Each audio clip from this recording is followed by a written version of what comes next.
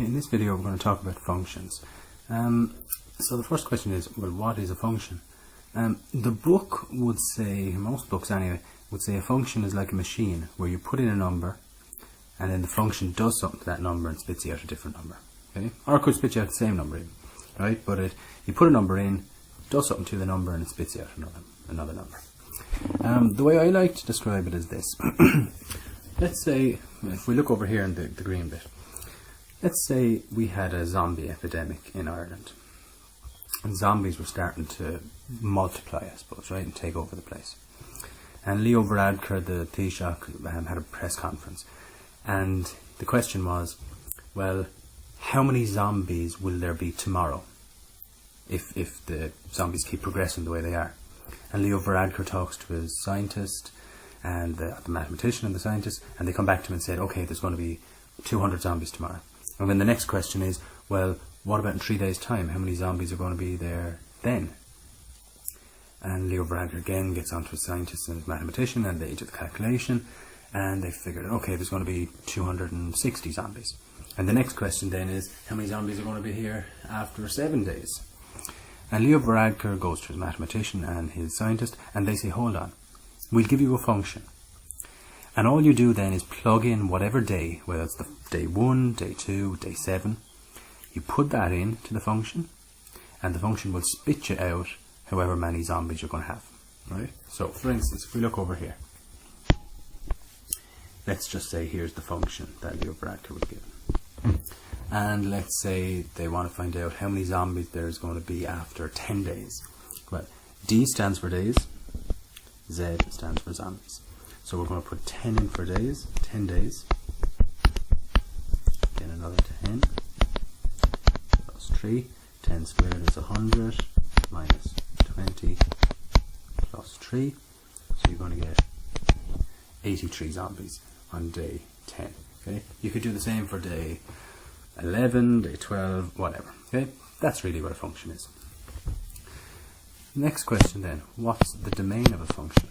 Well, the domain is the number we plug into the function. Alright? So, in this case, my domain was 10. Hey, I put that in. The range then is what the function spits out. Okay, so here would be a number in the range, 83. Okay, so any number you put into the function is the domain. Any number you get out of the function is the range. Here's an example of a function. Y equals 3x squared plus 4x plus 3.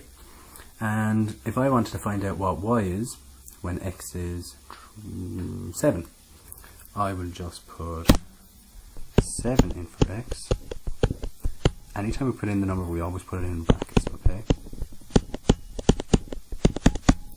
If I type that into my calculator, I will get back out whatever y is when x is 7. Okay, and I can plug in any number. I could plug in minus 7, okay, and see what it spits me back out. Function, here's another function, gx. Okay. What's g when x is 7? Let's see. Plug in 7 plus 4, and that will give us out 11. And now we're going to look at some of these kind of diagrams you get. You might be asked in an exam as to whether this here is a function and whether this might be a function. Okay, well, let's have a look. The secret to a function is if I plug in a number, okay, so if I plug in a number in the domain, it can only give me back one number in the range. Right? So this is fine. I plug in 1, I get 1. I plug in 2, I get 3. I plug in 3, I get 5. Remember, the numbers I plug in are the domain. The numbers I get out are the range. The numbers I could get out, okay, if I plugged in more numbers, they're called the codomain. Really, it's very important for you to know the domain and the range. Now, this is fine. This is a function, because for every domain number I plug in, I get out one range number. That's fine. Let's have a look at this one. I plug in a domain number, I get out one range number. I plug in a domain number, I get out one range number. I plug in a domain number, I get out one range number. Just so happens that range number is the number I got out for this and this, but that doesn't matter. Okay, so that is a function. If I plug in one domain number and I get out a range number, that's fine. What about this? What if I do this now? Now, let's see if this is a function or not. Remember, if I plug in one domain number, I have to get out one range number.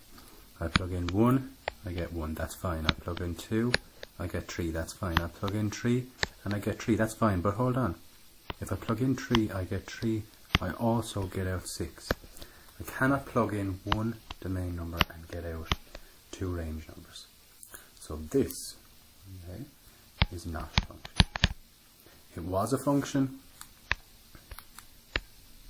there. It was fine plugging in two domain numbers and getting out one range number, but it wasn't okay once I plug in a domain number and I got out two range numbers. Okay.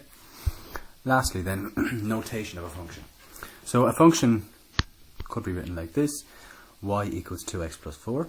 It could also be written as f 2 dots x arrow 2x plus 4, or it could be f in brackets x 2x plus 4. That's all the same. Okay? And you know, I'm using fx and y there. It could be gx, it could be hx, it could be gt equals, let's say, 2t squared plus 4t plus 3. Okay, that's a function as well. Okay, you just need to get used to looking at it. So that could be a function. I mean, there's a lot of different ways they could be. It could be h. You can say z squared plus 4. So there's a function. Okay, we need to get used to seeing this kind of stuff. Okay, thanks guys.